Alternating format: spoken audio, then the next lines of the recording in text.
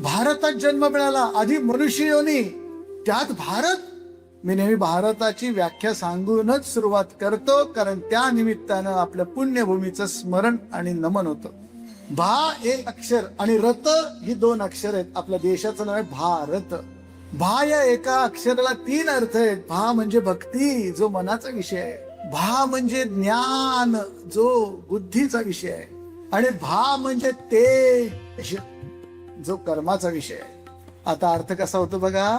जी दिव्य माणसं, ज्यांच्या मनामध्ये संवेदनशीलता आहे, ज्यांचं मन भक्तीने ओथंबलेलं आहे, ज्यांच्या बुद्धीमध्ये योग्य आणि अयोग्य निवडून योग्य तेच करण्याचा विवेक सदैव जागा आहे, म्हणजे योग्य विचार आणि योग्य भावना यांच्या मिश्रणातनं जो दिवसभर आजन्म तेजस्वी कामामध्ये रमलेला आहे, बुडलेला आहे, भक्ती ज्ञानात तेजात रमलेली माणसं, अशा दिव्य मानवांच्या समूहाला भारतीय म्हणतात.